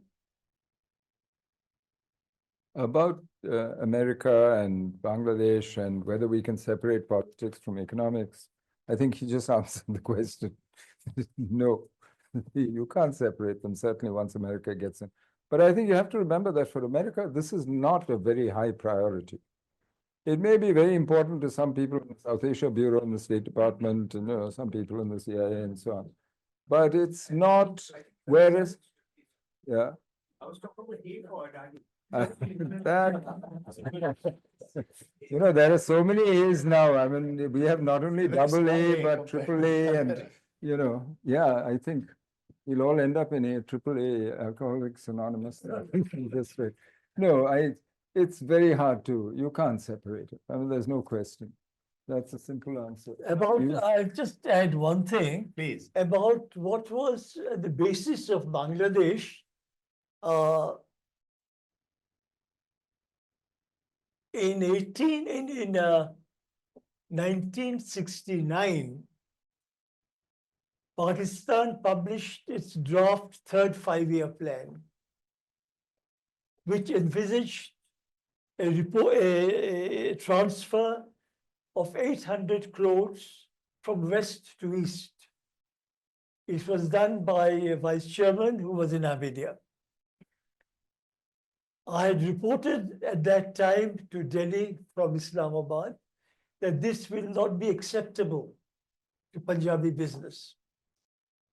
Then in 1971, in middle of March, before the crackdown, at some reception, I got talking to the editor of Mr. Bhutto's paper.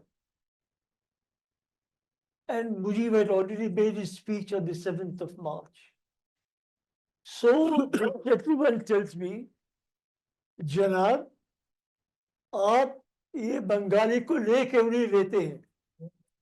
हमें इस बला से बचाइए. This is from the editor of Bhutto's paper. So this aspect really has never come up. That because further reaching of East Pakistan was not possible, Punjabi business wanted to get rid of East Pakistan also. So there you are. Yeah, so interconnected two questions. One is that I have no way of knowing whether, when the elections, so-called rigged elections took place, did we know what the consequences could be.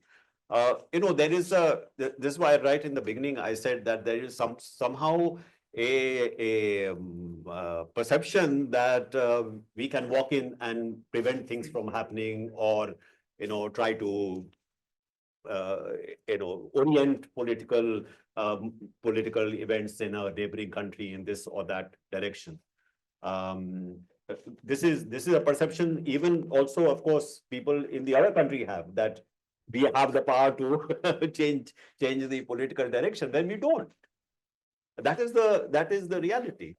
And when these kind of movements are taking place, sometimes it is good for you to just get out of the way. Let those dynamics work themselves out. Because if you insert yourself in, the consequences for you would be not very good. There may be other occasions where perhaps, a kind of a supportive role for a movement which you see as likely to succeed, maybe that's a good thing to do. But, making those judgments is very, very difficult. So I'm not sure whether there was this inkling that something like this is going to happen. I think there were enough apprehensions. I think I've heard many people talk about, that the kind of politics of the Awami League under Sheikh Hasina were becoming increasingly, very discretionary. They were becoming very autocratic. This is something that, was commonly mentioned. But I don't know whether, we were really in a position to, number one, predict exactly this is going to happen. And number two, what could we do in order to, orient it in this way or that way? I don't think that was possible. The other point that I would like to make is that even when we are talking about the spirit of 47 and 51, I think what we are 71, what we are missing out is that while, the communal element or the religious element is one very important factor in that, but, the sense of self-respect and dignity is a very important force. And that we are missing out here. That one of the major reasons, drivers of what happened in 1971 was also this kind of treatment of the Bengalis by the Pakistanis. What we just heard, that, why don't you please take them away? Or the, the kind of language which you heard the Pakistanis use for the Bangladeshis. So I think that element is very important, and I think that still continues to operate. And I do not think that we should put ourselves in a position where we are seen as, undermining in some way that sense of dignity and self-respect of the people across the border. Thank you. I think these letters RESPECT, I think, has been sung by one famous singer, and we Tino here and then one gentleman there, but between them, I will ask my good friend Tony Mathur. He can't sit here in the front row and not say something. He knows a lot about what goes on in our neighborhood. We will not reveal his identity. It's just his last name, Mathur, and you can look it up. Tino, you first, then Mr. Mathur, and then the gentleman there. And we may have to close it depending on how much time we have. Thank you. What a treat. Really interesting discussion on such an important issue. Just the 8th largest country of the world next door. So I'll just share 3 questions based on 3 impressions that I had. I think Sri Radha Dutt and me were in Bangladesh in November as part of the first Indian think tank delegation in terms of track 1.5 to engage a little bit with them. And 3 things struck me, which I'd like your inputs on or guidance. And I'll start by the junior most, Ambassador Shamsur, in the opposite direction. We'll start with you, CSEP, just because he is taller than me doesn't mean that he's. So, Ambassador, one thing is in August, we all heard, India, you were part of the problem, stay out, from most of our good friends. In November, I heard from everyone at all missions, except the Chinese mission, which also I didn't talk to, but I doubt they would think so. India, you must please come in. You now must be part of the solution. So my question to you is, how do you do, what would be India part of the solution? I'm a big fan, as you are, of the masterly inactivity policy in the neighborhood. Stay low, bide your time, I've heard a lot of this in Delhi over the last few months, let's wait it out. But what would be the options of what to do? Because I mean, even inaction, as you know, is a form of action that is shaping what is happening in Bangladesh. And to what extent also are we talking to other countries? I feel there's something that broke there with the US, maybe with other friends from Europe also. Ambassador Shamsaran, to you, I think the point about connectivity and the politics of it.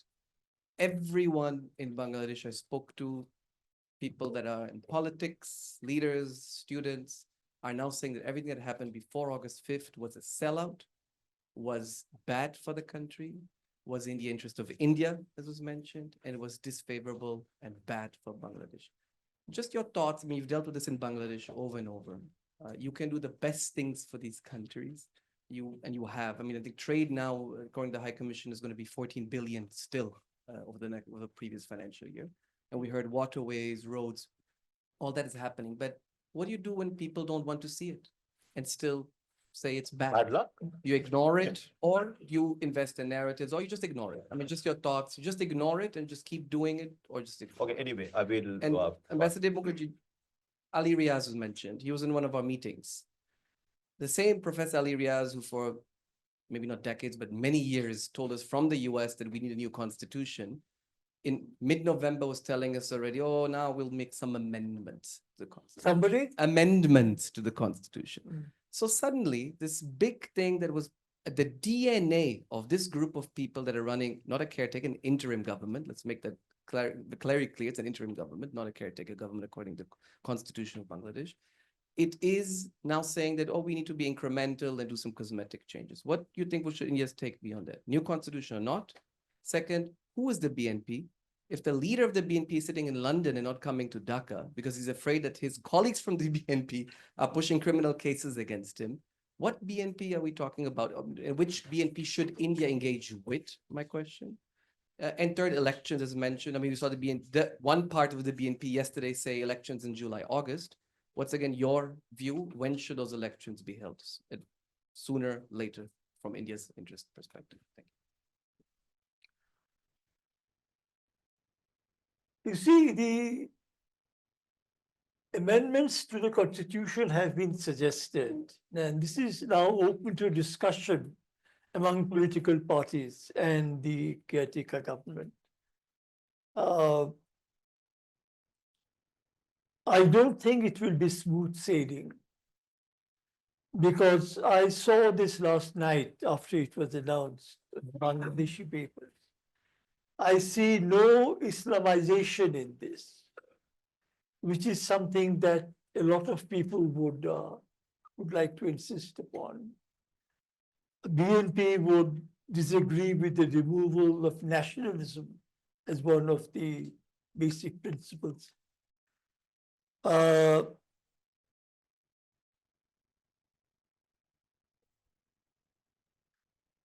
See, there are two completely different points of view. One is you get over all the corrections that need to be done to the system, and then you hand it to an elected government. The other is the BNP point of view, which I think is legitimate, that many of these changes you don't have the authority to do. Yes, that's right. The students have told you, but if you're going to make changes in the life of the country, who are you? You want a Nobel Prize, all right, but then that's it. So that tussle will go on.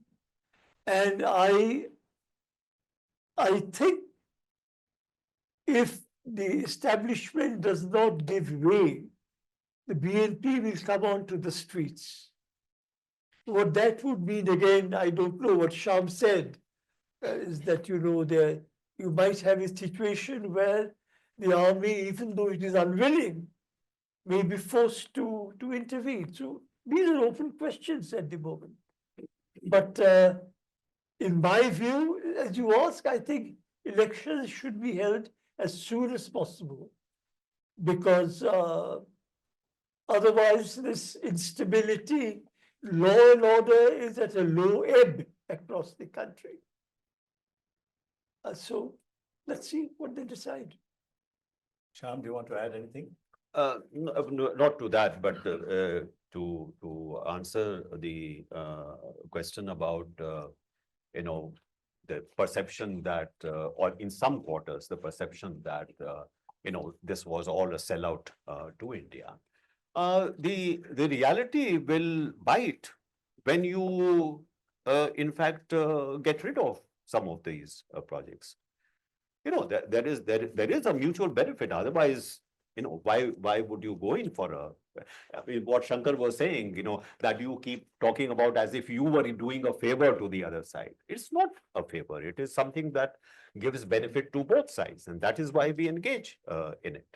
So if you want to, interrupt the highways or the railway links, you will suffer. And by the way, Bangladesh will suffer much more than India will.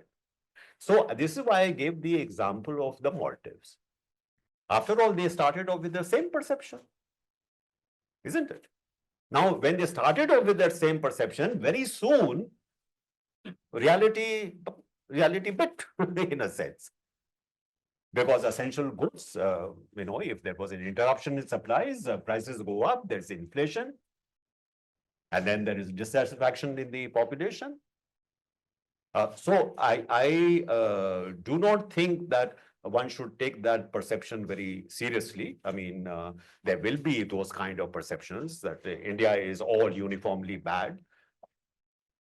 This we face with all our neighbors. So we have dealt with for many years now, and I'm sure that we can deal with it. How can India be part of the solution? We can't be part of a solution when there isn't a solution in sight today. And Bangladeshis are divided about what the solution should be. So what each side is actually asking you is intervene on my behalf. Exactly. Do what I want. That's not what you should be doing. But what you can do is you can hold the ring in two senses. And this has to be done delicately. That while you give Bangladesh the space, both the economic space and, I mean, physically the space to actually sort out its own affairs and decide its own future, Bangladesh also needs to keep that space free of what's inimical to you. Whether it's insurgent groups, whether it's, foreign enemies, whatever you want to call them. But that's something, that's the basis of some kind of, when there's a solution in sight, we'll see what we can do for it. But the solution has to be worked out by Bangladesh, not by us. So Exactly. we can help a solution, but it's Bangladesh's problem. They have to solve it. But holding the ring is something that you can in the meantime, but that has to be mutual. I mean, it has to be an understanding of some kind. Let me just add, while we lie low and watch what happens and don't try to complicate the situation, I would also like to make it very clear that if there are actions taken from the other side, Right. which in fact undermine your security, I do not think we should hesitate to react to that. Agar ghusna pade. Particularly taking the C factor or the P factor as the case may be. No, I mean, I'm not trying to I didn't- define what That's would not be. the point. I'm just saying that while, yes, I think it is good for us to keep a low profile and not complicate things for the other side. If there are hostile actions which are taken against us, I don't think you should be surprised if we react. Tony, do you want to say something? Just, Mike, There's a please. mic. points.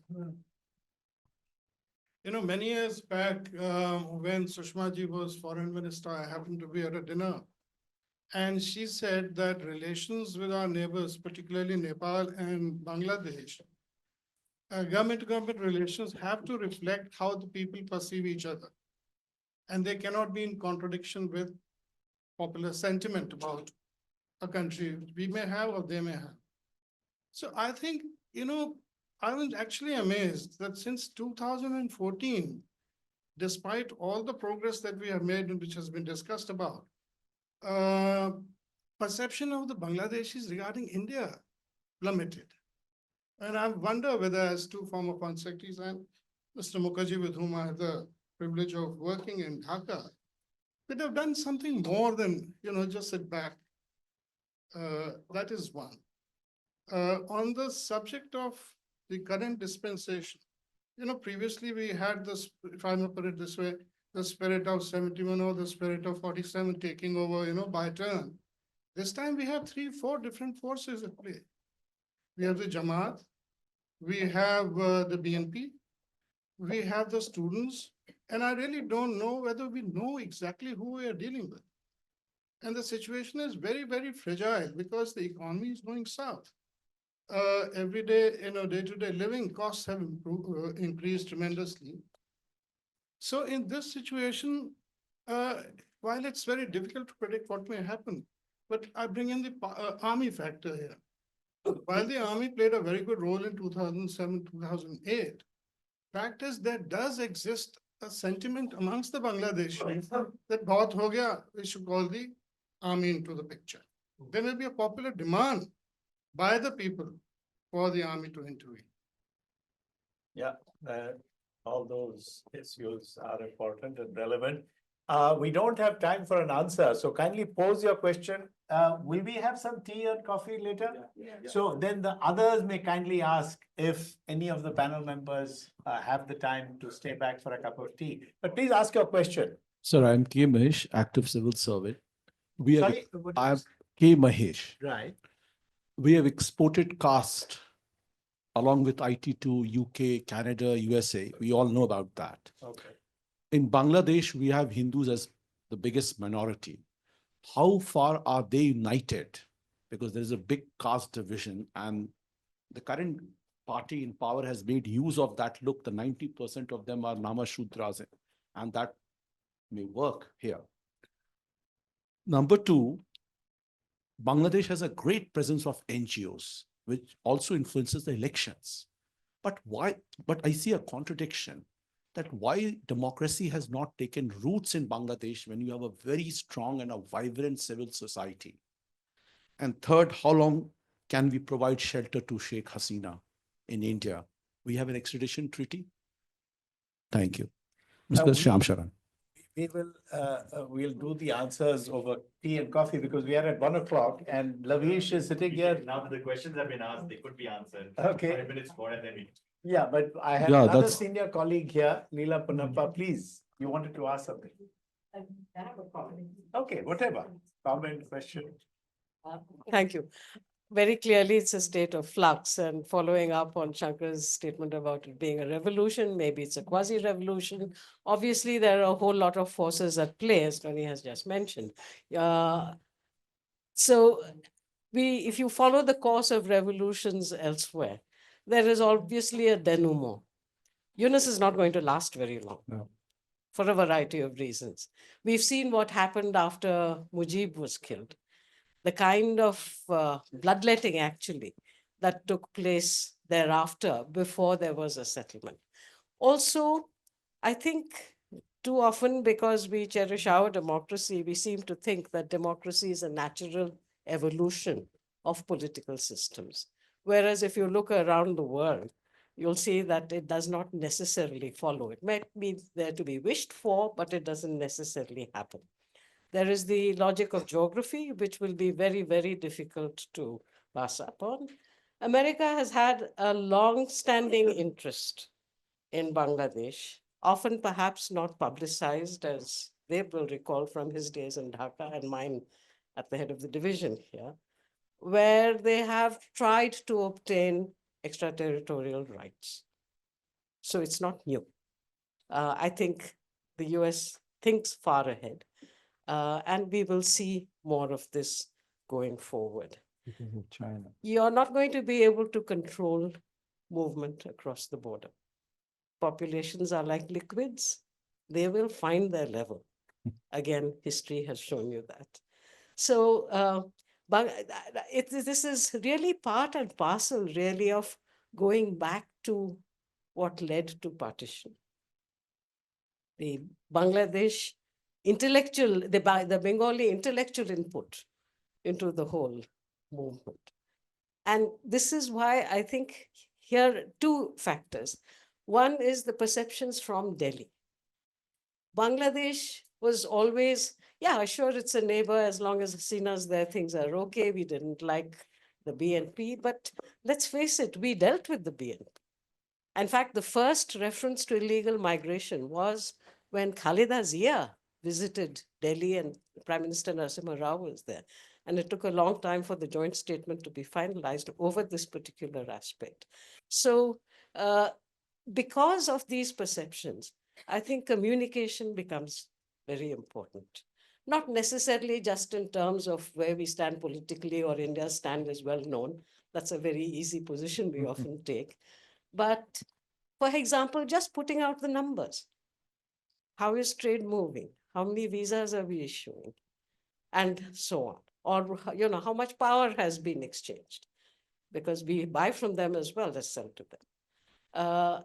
I think things like that would make a difference. And if necessary, use the political rod as well. I mean, when Prime Minister Vajpayee was in office and Khalida Zia made some statements, she was in the opposition then. It was basically suggesting that India had had a hand in the killing of Zia Rahman.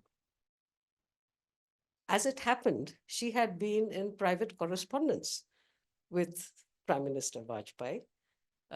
So we basically put out a very small press release saying that this communication has been ongoing. And the BNP got very upset, saying, why did you go public about the fact that she was in touch with Prime Minister Vajpayee? So I think communication has to be very carefully strategized in order to work on the perceptions that we are talking about. And there will always be people in all our neighboring countries and further afield saying, well, this is the perception of India. And that too, now with all the weaponization of artificial intelligence, you can never know what's real. But I think this is where the government of India has to have its communication strategy in order to not necessarily win friends, but at least influence people. Thank you, Leela. That was very useful. I don't even remember your question anymore, but if anybody else does answer an important issue, you think that we should respond. Sorry, what was your question again? How are the Hindus in Bangladesh united? Are they also divided along caste line? Number two, the civil society in Bangladesh is very strong. But why? Short answer to democracy your is not first question taken is no. They're not divided. along caste lines. They're not like our Indian diaspora in No, UK, they're not. US, They're not. and Canada. No. Why? Ask them. I mean, And the relationship between the civil society and democracy in Bangladesh. they would say that this is civil society asserting democracy. But they had. I'm just telling you what they'll say. This is what they believe they're doing. So I want your views, not what they will No, say. you don't want to know what I think of their democracy. You want to know what's happening in Bangladesh. They will tell you, the Bangladesh civil society will tell you that we are asserting democracy here. That's their answer to you. And the extraditions of Sheikh Hasina from India. Ask the government. Or else take it to court, it will take 19 years. Your views on that? That's my view. Take it to court.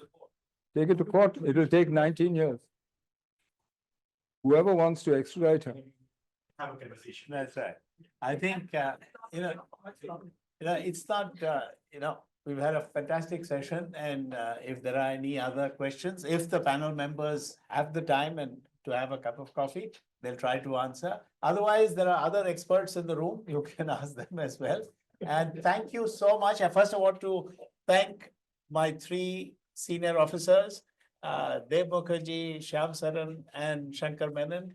I'm delighted they could all agree to be here on the same day. It's very difficult for the stalwarts to agree to be here on the same day. I think I can speak on behalf of Navish, who's the president of CSEP, that we are immensely grateful to all three of you for having enlightened us, and also Pinak and Tony and Leela Punappa and others, and for having commented and asked very useful questions. Thank you so much.